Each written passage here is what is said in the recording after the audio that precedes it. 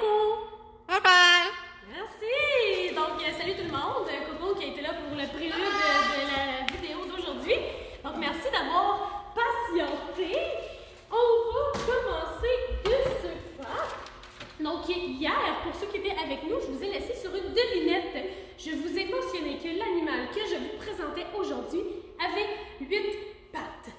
Donc, qu'est-ce que c'est comme animal? J'imagine que la plupart d'entre vous ont pensé à une araignée. En fait, non.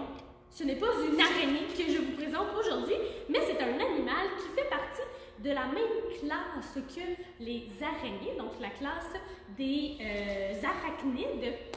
Et donc, je vous ai amené aujourd'hui Indiana, qui est un scorpion.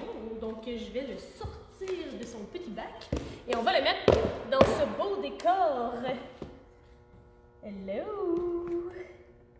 Ouais, c'est correct. Fâche-toi pas trop longtemps. Voilà! Donc, mon ami Indiana, qui est un scorpion géant d'Asie. Donc, c'est un très gros scorpion. Donc, les scorpions, comme je disais, font partie des arachnides, comme les... Coco, si vous voulez regarder plus haut, il est là, il fait des toc-toc dans le bureau, donc il est un peu triste de ne pas se trouver sur la vidéo avec nous. Ça se peut que vous entendiez toc-toc comme ça, c'est Coco, hein? C'est des choses qui peuvent arriver. Donc, les scorpions, les araignées font partie des arachnides et ce qui les définit en fait, c'est le nombre de pattes, donc 8 pattes au total, et la présence de chélicères. Qu'est-ce que c'est les chélicères? En fait, chez les araignées, les chélicères, ce sont les crocs. Chez les scorpions, les chélicères sont ici, donc se trouvent au niveau de la bouche. Donc, c'est vraiment ce qui permet l'alimentation des scorpions. Donc là, évidemment, je vous entends déjà me dire, Roxane, tu manipules un scorpion, t'as pas peur de te faire piquer? Eh bien, 2 raisons pour lesquelles j'ai pas peur de me faire piquer. Première des choses, ils vont toujours avertir avant de piquer. Donc, un scorpion, s'il se sent en danger, qu'il est dans un environnement qu'il n'apprécie pas ou qu'il y a quelque chose qui le perturbe, première des choses qu'il va faire, c'est utiliser ses pinces pour nous pincer. Donc, ça, c'est le premier avertissement qu'il va nous donner. Deuxième avertissement qu'il va faire, c'est qu'il va dérouler complètement sa queue et il va le faire aller son dard comme ça pour me signifier que c'est le dernier avertissement, que la prochaine fois, il va me piquer. Donc, à ce moment-là, c'est certain que si je vois qu'il me lève le dard et qu'il le fait aller, je ne prends pas de chance, on le remet dans son habitat. Donc ça, c'est une des raisons pour lesquelles c'est pas trop stressant de le manipuler, parce qu'il m'avertit avant. Et pour quelle raison il m'avertit? C'est parce que son venin lui prend un certain temps à faire. Et c'est ce qui est nécessaire pour lui pour se nourrir. Donc, s'il passait son temps à piquer tout le monde pour aucune raison, bien, il n'aurait jamais de venin pour se nourrir et ça pourrait aller mal un petit peu. Malgré le fait que les scorpions sont capables de passer jusqu'à 3 ans sans aucune nourriture. Évidemment, ils doivent quand même s'abreuver, ils doivent boire, mais en termes de nourriture, ils peuvent passer 3 ans sans s'alimenter du tout. La deuxième raison pour laquelle je ne suis pas trop stressée de me faire piquer, en fait, c'est que je sais que cette sorte de scorpion-là n'a pas un venin qui est très, très dangereux. Donc, tous les scorpions qui existent sont venimeux. Ça, c'est une règle générale pour tout le monde. Sauf que certains scorpions vont avoir un venin qui est plus puissant ou moins puissant. Dans le cadre de ce scorpion-là, c'est un venin qui, lorsqu'il nous pique, équivaut grosso modo à la piqûre d'une guêpe. Donc, c'est douloureux, mais pas mortel. Parfois, ça peut aussi causer la cécité, donc on peut perdre la vie pendant un certain temps, dépendamment de la quantité de venin qu'il va avoir injecté, mais encore là, rien qui est tout le temps. Donc, ce ne sera pas quelque chose qui va être à long terme. Donc, c'est vraiment une durée déterminée. Pendant un certain temps, on perd la vue et ensuite, on la retrouve. Comment on fait pour savoir si un scorpion est très venimeux ou non? Plusieurs choses qu'on peut regarder. Je t'invite à t'approcher ici. Donc, je vous ai amené un bloc. Je ne sais pas si on va bien le voir, si je le mets ici, est-ce qu'on le voit bien? Oui. Donc, avec un scorpion doré dedans. Si on regarde nos 2 scorpions côte à côte, la grosseur des pinces nous permet de savoir précisément si c'est un scorpion qui est plus ou moins venimeux. plus les pinces sont petites, plus le venin est puissant. Plus les pinces sont grosses, évidemment, moins le venin est puissant. Autre chose qu'on peut regarder, donc la taille du scorpion. Généralement, les petits scorpions sont des proies pour beaucoup d'animaux et donc, comme ils sont petits, ils doivent avoir un venin qui est suffisamment puissant pour pouvoir se défendre contre des proies de taille. Donc, petit scorpion, gros venin, venin important. Gros scorpion, venin un peu moins important. Et finalement, la troisième chose qu'on peut regarder, c'est la couleur. Quand le scorpion est très, très foncé comme ça, c'est un scorpion qui est moins venimeux. Ce sont vraiment les scorpions jaunes transparents dont il faut se méfier en nature. Donc, je crois qu'on a une question déjà. Oui, on a une question de Yannick Dupont. Est-ce que ça se mange? Est-ce que les scorpions se mangent? Ben, en fait, oui. Le venin se trouve seulement au niveau du dard. Donc, si on enlève le dard, tout le reste, c'est pas pire que de manger un grillon. Donc, pas nécessairement ragoûtant pour tout le monde, mais c'est comestible. D'ailleurs, parlant de la question, si vous en avez tout au cours du vidéo, je vous invite à me les poser, ça va me faire super plaisir d'y répondre. Et si j'ai pas le temps d'y répondre pendant la vidéo, à ce moment-là, je vais y répondre par écrit par la suite. Une autre question? De Milan, 6 ans, comment se défend-il? Comment se défend-il? Eh bien, comme je l'ai mentionné tout à l'heure, la première chose qu'il va faire s'il n'a pas la capacité de fuir, ça va être vraiment d'utiliser ses pinces. Pour m'être fait pincer à quelques reprises par des scorpions lors de la manipulation, c'est pas nécessairement agréable. C'est pas super extrême comme douleur, mais c'est pas agréable. Si jamais ça ne fonctionne pas comme avertissement, à ce moment-là, on déroule la queue et éventuellement, on vient à piquer. Mais le dard est utilisé surtout au niveau de l'alimentation. Donc, pourquoi? C'est que le venin qui se trouve dans le dard va servir, par exemple, à paralyser les proies. Donc, disons que mon scorpion ici, qu'est-ce qu'il mange? Il peut manger toute forme d'invertébrés, donc des vers, des petits grillons, sauterelles. Il pourrait également manger des bébés souris, donc de petits bébés souris, il pourrait les manger.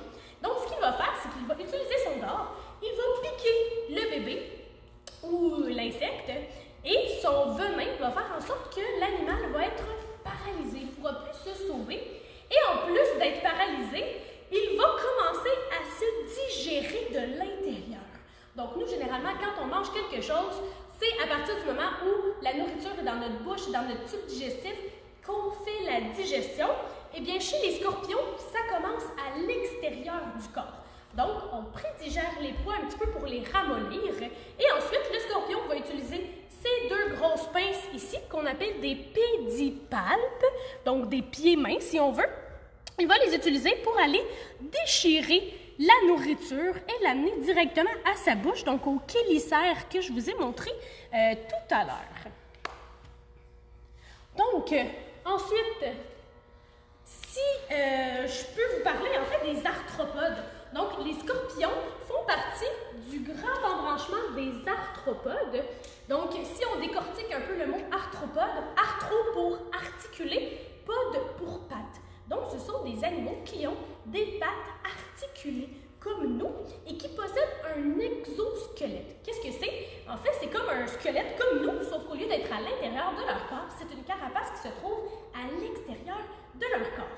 Et qui fait partie des arthropodes? Eh bien, on a plusieurs types d'animaux. Donc, les arachnides, qui comprend notamment les scorpions, qui comprend également, approchez-vous ici, évidemment, je ne vais pas le mettre en contact avec mon scorpion, mais qui comprend également les araignées, comme ma belle mygale juste ici. Dans les arthropodes, donc eux, ce sont les arachnides, et je vous ai parlé tout à l'heure de qu'est-ce qui était important chez eux, les vite-pattes et les chélicères. Donc, dans les autres types d'arthropodes qu'on peut retrouver, il y a également les crustacés. Donc, mon petit Bernard, le Bernard l'ermite ici, qui vous montre ses belles pattes articulées. Bon, il a un petit peu peur de la caméra, il est gêné, on le laisse sortir, parfait. Donc, ce sont également des arthropodes qui, eux, vont posséder plus de 10 pattes.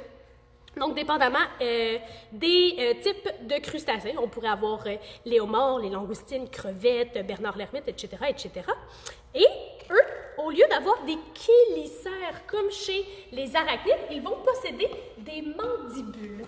Donc, les mandibules, c'est une sorte de pièce buccale qui va servir à broyer. Autre animal des arthropodes, nous avons ici les insectes. Donc, les insectes possèdent également des pattes articulées, comme sur mon phasme qu'on voit juste ici. Eux, une petite chose qui les définit, le nombre de pattes est au nombre de 6. Ils possèdent également 2 antennes et en 3 parties différentes. Donc, la tête, le thorax qui porte les pattes et l'abdomen qui est la partie juste au bout. Eux aussi, comme les Bernard l'ermite, vont posséder des mandibules pour la plupart. Finalement, chez les arthropodes, on retrouve également les myriapodes.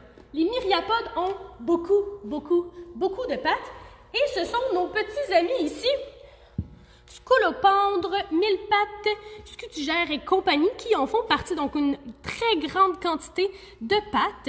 Et généralement, ceux qui font partie des scolopendres, comme ça, possèdent également du venin. Attention, les mille-pattes n'en possèdent pas du tout. Donc voilà pour les arthropodes. Donc si on reste en vue plongée sur mon scorpion, rapproche-toi encore un petit peu, on va regarder un petit peu son anatomie. Donc, je vous ai dit tantôt pour les insectes que le corps était séparé en 3 parties différentes. Pour ce qui est du scorpion, des arachnides, en fait, c'est séparé en 2 parties. Donc, on a ce qu'on appelle le prosome ou céphalothorax. Donc, c'est la partie qui est juste ici. Donc, c'est ce qui comprend, dans le fond, les organes sensoriels comme les ocelles, qui sont des yeux spéciaux qui permettent de voir la différence entre la clarté et la noirceur. Et finalement, on a l'opistosome, ou abdomen, qui est la partie ici qui porte les pattes. Et la queue se termine avec le dard. Donc là, vous voyez, mon scorpion, il ne sait pas trop qu'est-ce qui se passe parce que les scorpions n'ont pas une bonne vue. Comme je vous disais, les ocelles, ce sont des organes qui voient la différence entre clarté et noirceur. Donc, si je suis devant lui, il sait que quelque chose se passe, mais il ne voit pas que c'est une main amie plutôt qu'un prédateur. Donc, je crois qu'on a une autre question. Donc, Daphné Pajot se demande combien d'années vit-il? Combien d'années vit-il? En fait, le scorpion peut vivre très rare, en fait, que ça va vivre plus longtemps. Et les femelles vivent un peu plus longtemps que les mâles. Pourquoi? Parce que les femelles, parfois, vont se nourrir des mâles. Elles vont faire du cannibalisme après la reproduction. Donc, avec de bons soins, on peut quand même faire toffer les scorpions assez longtemps. Mais c'est très rare que ça 6-7 ans. OK. Si on continue avec l'anatomie de mon scorpion. Je vous ai dit tout à l'heure, lui, il est très foncé, il est noir. Hein? Donc, on va le tourner comme ça, on ne le dérangera pas trop. Eh bien, si on fermait la lumière et qu'on l'expose ultraviolette, on pourrait le voir comme ceci. Donc, il est capable de refléter les rayons ultraviolets, donc des rayons que nous, les humains, on ne peut pas voir, mais que bon nombre d'animaux sont capables de voir. Donc, on le verrait, c'est un peu comme les black lights au bowling. Hein? Donc, nos couleurs qui sont pâles vont ressortir. Eh bien, chez le scorpion, lorsque la nuit tombe et qu'il est exposé à la lumière ultraviolette, il va ressortir de cette façon-là. Et selon certaines études, ça permettrait au scorpion de mieux voir encore son environnement puisque tout son exosquelette, donc sa carapace à l'extérieur, est relié à son système sensoriel. Donc, ça permettrait d'analyser ce qu'il y a autour de lui et donc de se déplacer adéquatement dans son environnement. Et lui, c'est un scorpion qui est nocturne et crépusculaire. Donc, il va sortir à la tombée de la nuit. Il va être actif pendant la nuit. Une fois le jour arrivé, il va aller se terrer dans des feuilles, dans du sable pour s'assurer d'être bien caché puisque c'est une proie. OK. Une chose que je voulais vous montrer, en fait, les scorpions, pour grandir, vont muer. Un peu comme les serpents hier qu'on a vu en live, sauf que eux, au lieu de changer des écailles, ils vont changer leur exosquelette au complet. Et là, j'ai amené 2 petits exosquelettes que je vais vous montrer. Donc, ce ne sont plus des vrais scorpions, c'est seulement ceux qui restent derrière une fois que la mue est terminée. Je vais les démêler doucement en essayant de ne pas les briser. Donc, voilà des exosquelettes, des exuvies, en fait, de petits bébés scorpions. Oups. Mon amie Indiana va avoir peur s'il y a un exosquelette qui arrive près de lui. Et là, vous me direz peut-être pourquoi vous n'avez pas un exosquelette de scorpion plus vieux. C'est que c'est plus rare à l'âge adulte qu'ils vont muer. Une fois qu'ils atteignent leur taille adulte, la mue se fait beaucoup moins souvent. Et on n'a pas encore eu la chance d'y assister. Toutefois, j'ai avec moi les deux petits individus qui nous ont donné ces beaux exosquelettes-là. Est-ce que vous aimeriez les voir? Donc, pas de réponse. Je prends ça pour un oui. Je vais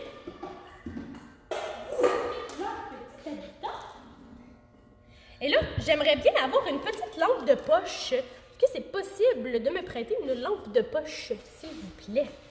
Donc, ce qu'on va faire, c'est qu'on va aller chercher ensemble dans l'habitat. Ici, on va aller trouver nos deux amis scorpions. Donc, ils sont foncés et ils sont juste là. Bon, ils étaient super faciles à trouver, nos amis scorpions. Coucou les bébés. Donc, voilà nos petits amis scorpions. Est-ce qu'on les voit bien? Peut-être que si j'éloigne un peu la lumière, on va mieux voir. Si je l'oriente comme ça, peut-être. Donc, petit scorpion numéro 1 juste ici, petit scorpion numéro 2 juste là. Donc, eux, en fait, ce sont des scorpions empereurs. Donc, c'est pas tout à fait la même espèce que l'autre scorpion, que Indiana, qui est un scorpion géant d'Asie. Sauf que ce sont deux types de scorpions qui sont tout à fait sécuritaires à la manipulation. Comme je vous disais, le venin est très, très léger. C'est seulement une douleur qui équivaut à la piqûre d'une guêpe. Donc, en même temps, ça vous permet de voir un peu le type d'environnement qu'il faut donner aux scorpions. Donc, on les met dans un environnement qui nous permet de leur donner une bonne humidité. Donc, bien important d'humidifier régulièrement parce que ça aide au niveau de la mue. On leur met également des petites cachettes pour qu'ils puissent se cacher l'un et l'autre de la lumière du jour. Et un bol d'eau. Parce que je vous disais tout à l'heure que les scorpions peuvent passer jusqu'à 3 années sans manger, mais pas sans boire. Donc, c'est super important qu'ils puissent boire. Il y a une grosse éponge dedans pour éviter que les bébés scorpions se noient. Ça serait dramatique. Et l'éponge leur permet en fait à aller suçoter, si on veut, l'eau sur l'éponge plutôt que directement dans un cours d'eau. Donc, voilà pour les petits bébés scorpions. Et là, parlant de bébés scorpions, je vais vous parler un peu de la reproduction. Donc, comment ça se déroule, la reproduction chez les scorpions? Donc, vraiment très simple, en fait, distinction mâle-femelle. Comment on fait ça? Ils ont toutes l'air pareil, les scorpions, quand on les regarde. Ce qu'il faut faire, c'est regarder au niveau de leur bedaine. Donc, je vous ai fait imprimer des petites images ici. On va l'appuyer en deux comme ça. Donc, au niveau de leur bédaine, ils ont des espèces de petits peignes qu'on appelle des pectènes. Ces peignes-là, ils sont composés de petits poils sensoriels, donc ils vont les aider à savoir où ils se trouvent et vont servir également à faire la distinction entre les mâles et les femelles. Donc, si je tourne de l'autre côté, on voit que lorsque les pectènes sont très, très longs et que les poils sont très, très longs aussi, on a affaire à un mâle. Lorsque les pectènes sont courts et que les poils sont courts, on a affaire à une femelle. Donc, c'est ce qui permet de faire la distinction entre les mâles et les femelles.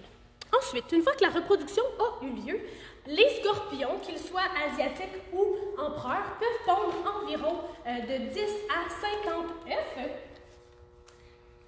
qui prennent environ 10 à 14 mois de gestation. Donc, avant même de savoir qu'il y a des bébés dans son ventre, c'est très, très long. En fait, la gestation est super longue et au bout de 10 à 14 mois, ils vont pondre les œufs au nombre de 10 à 60, dépendamment des espèces. Une fois que... c'est pas des œufs, qu'est-ce que je dis là? Ils vont donner naissance à des pullus. Ce sont des espèces qui sont ovovivipares. Donc, les œufs vont éclore à l'intérieur et ça va donner naissance à des pullus. Qu'est-ce que c'est que les pullus? Ce sont de tout petits scorpions à l'aspect tout blanc, comme ça ici. Et là, chose bien importante, le scorpion, quand il naît sous forme de pullus, est dépendant de sa maman. Il est tout blanc, donc on s'entend qu'il ne peut pas se promener n'importe où sans passer inaperçu. Donc, il va grimper sur le dos de la femelle et y rester accroché jusqu'à la première mue. Donc, une fois qu'il va avoir changé son exosquelette, il va prendre une teinte plus brunâtre et à ce moment-là, il va se détacher de sa maman. Et là, c'est bien important pour les petits scorpions de se détacher rapidement parce que la maman peut être cannibale. Elle peut décider de manger ses petits bébés. OK! Est-ce que les scorpions, ce sont des animaux qui sont très dangereux? On a fait une petite recherche pour vous. Le scorpion le plus venimeux au monde, c'est le scorpion jaune. Ce scorpion-là a un venin qui est neurotoxique. Qu'est-ce que ça veut dire? Ça veut dire qu'il va s'attaquer au système nerveux. Et il va causer le coma et même la mort. Dans une année complète, il y a environ 100 personnes qui vont mourir d'une piqûre au scorpion jaune, alors que seulement 5 personnes meurent à cause des requins à chaque année. Donc, on s'entend, les scorpions ont plus de chances de tuer un humain, mais encore là, c'est pas la cause de mortalité la plus élevée chez les humains. Il y a environ 1000 personnes qui meurent par année à cause des stylos à billes qu'ils auront avalés.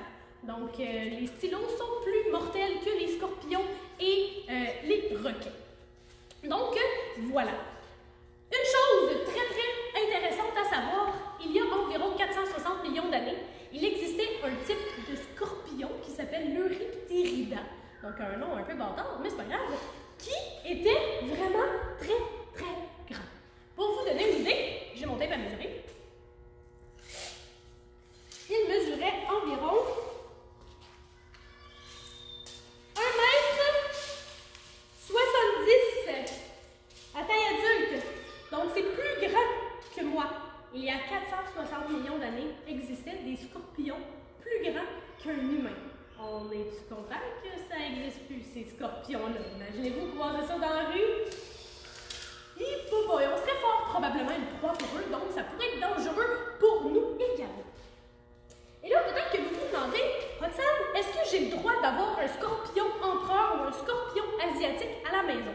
En fait, il fut un temps où c'était des animaux de compagnie qui étaient populaires dans le sens où c'était facile de s'en procurer.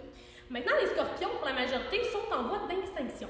Donc, pour en avoir un en captivité à la maison, il faut avoir un permis spécial qui nous est délivré par la CITES. Donc, la CITES qui est une convention, si on veut, qui gère les espèces en voie d'extinction. Donc, si on n'a pas de permis qui nous confirme qu'on a le droit d'en acheter, eh bien, on ne peut pas en avoir. Malheureusement, ça se fait encore le commerce illégal, hein, comme avec toutes les espèces. Donc, si éventuellement vous en voulez un et que vous en trouvez à l'animalerie, renseignez-vous pour être sûr que ce n'est pas un scorpion qui aura été pris dans la nature. Donc, une question. On a une question de Yannick Dupont. Comment on manipule un scorpion? Comment on manipule un scorpion? Eh bien, très bonne question. C'est certain que, comme je vous ai dit, le scorpion ne voit pas super bien. Donc, on n'essaye pas d'aller le chercher par en dessous comme ça se peut qu'il ne trippe pas. La façon la plus sécuritaire pour nous et la moins dérangeante pour le scorpion, en fait, je vais le tourner un petit peu pour me mettre dans une bonne position, ce serait d'aller le chercher à la base de la queue. Donc là, vous voyez, il y a eu une petite réaction. Je lui laisse le temps de se faire à l'idée que je le tiens par la queue. Donc, c'est de l'habituation, de l'acclimatation. Donc là, il comprend que je vais le prendre par la queue et on le dépose, doucement dans la main, tout simplement comme ça. Une chose qui est très importante lors de la manipulation, c'est de penser à sa place. Parce qu'un scorpion, ça n'a pas de vrai cerveau. Hein? C'est un peu nono comme animal. Donc, ça n'a pas un cerveau à proprement parler. Et en ce moment, il pense qu'il est encore sur le sol. Il ne sait pas qu'il est dans ma main en hauteur. Donc, pour m'assurer qu'il ne se blesse pas, je dois être certaine de le manipuler avec mes deux mains, de toujours le regarder pour m'assurer qu'il ne tombe pas par terre. Parce que malgré qu'il ait l'air d'avoir une carapace qui est très solide, son exosquelette est quand même relativement fragile, ce qui peut faire en sorte que s'il tombe, il peut se briser et ça se peut qu'il ne survive pas du tout à la manipulation. Parfait. Donc, en fait, dernière petite chose que j'aurais voulu vous montrer, j'essaie sais pas si on voit, peut-être qu'on ne sera pas en mesure de voir comme il faut, mais au niveau de ses pattes, de ses pinces et de sa queue, mon scorpion, il a des petits poils.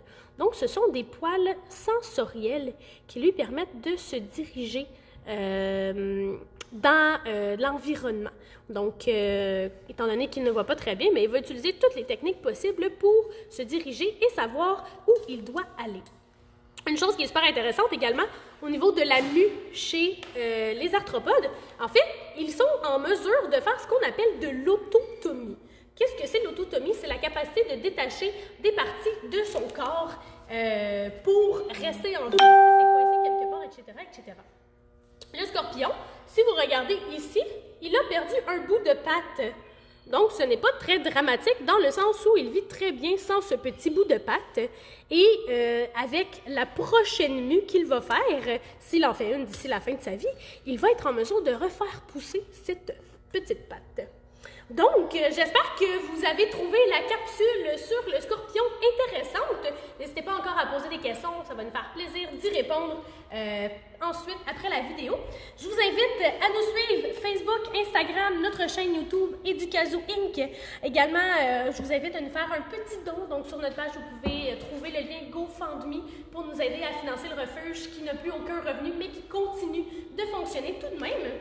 Et on se retrouve mardi prochain à 14h. Bye!